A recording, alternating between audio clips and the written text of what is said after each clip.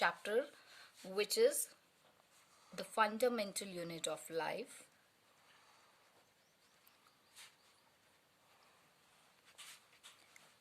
Anyone, I guess you have learned in lower classes also that the fundamental unit of life is cell. So we are going to talk about cell. So students, we are saying that it is a fundamental unit. So to justify this statement, I will show you a little activity. You have to get an idea that what I'm talking about. Okay, so let me begin with the activity right now. See, these are glasses for you, but I'm going to build a tower. I'm building a tower with these glasses. Okay, so here we have 5 glasses which make the 2 stories, first story, second story. So imagine it as a building. Okay, this is your building and these are rooms. Okay, it is 1, 2nd, 3rd, 4th, 5th, and you will ask about doors, so they are somewhere imaginary, you can think.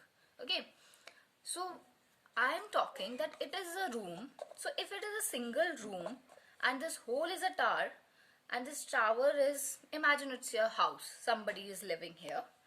So when I talk that this room is composed of what? Okay, now forget about the tower, we will talk about one room only. Okay, this is a single room and these are the walls. Everybody know कि हर घर में दीवारें होती हैं. आप कहीं पे भी देखिए, आपके घर में भी क्या है, वॉल्स हैं आसपास. तो वॉल्स जो है उनके बिना तो आपका घर नहीं बन सकता. तो वो जो वॉल्स हैं, फर्दर वो वॉल्स भी बनाने के लिए भी हमें कुछ चाहिए होता है. अब इसको मैं आपको, अगर हम बात करें कि इसको तोड़े, तो it is a paper. Okay, so paper के केस में तो हमें पता है कि इसमें स्मॉल पेपर, मतलब इसके अंदर यूनिट्स हैं उसकी. वो आप हायर क्लासेस में पॉलीमर्स पढ़ेंगे, उसमें आपने अभी नहीं जाना है. हम इसमें देख रहे हैं कि जैसे अब आप अपने घर की दीवार की बात करें. देखिए, मान लेते हैं ये एक वॉल है. ओके, हम सिंगल वॉल ले रहे हैं, 4 वॉल्स में से हमने एक वॉल ली. तो अब उस वॉल में आपने छोटी क्लासेस में भी आप ड्राइंग करते होंगे, तो रिमेंबर कि आप जब भी दीवार बनाते थे तो ऐसे ऐसे करके बनाते थे कुछ. These were your bricks in childhood. Am I right?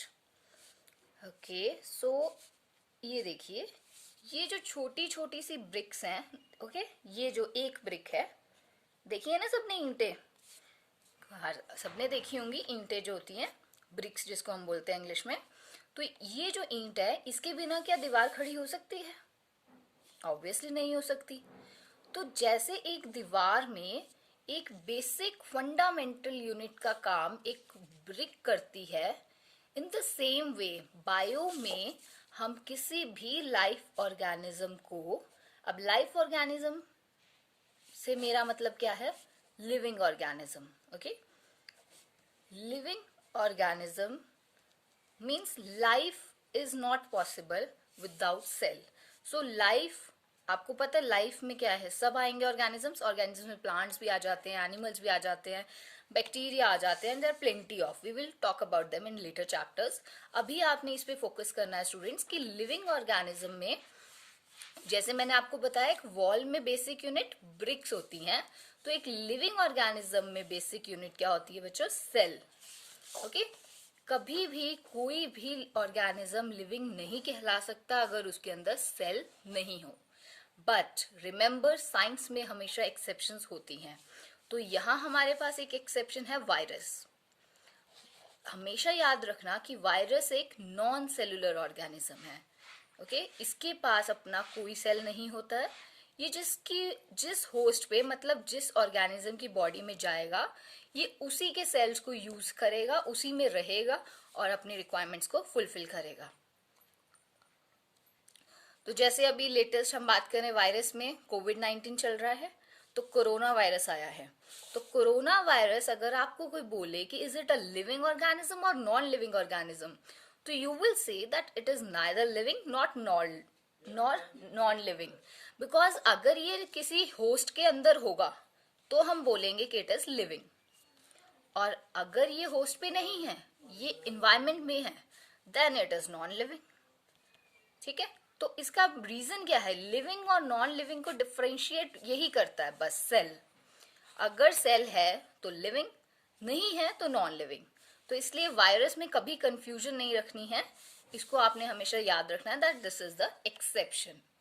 Okay students, so आज अभी हमने बात की कि बेसिक यूनिट ऑफ लाइफ किसको बोलते हैं? सेल को बोलते हैं। तो आपने याद रखना है कि क्यों बोलते हैं। अब now question arises that why it is known as fundamental unit, and second question is structural unit भी बोलते हैं। अब देखिए, इस ब्रिक ने स्ट्रक्चर बनाया वॉल का, सिमिलरली हम आगे डिटेल में पढ़ेंगे कि सेल्स जो है वो ऑर्गेनिज्म का स्ट्रक्चर डिजाइन करते हैं, तो इसलिए हम उन्हें स्ट्रक्चरल यूनिट भी बोलते हैं। तो आज आपके पास 3 क्वेश्चंस हैं कि why cell is known as fundamental unit of life, and second is why it is called structural unit of life, and your third question is that what is the difference between living and non-living organisms।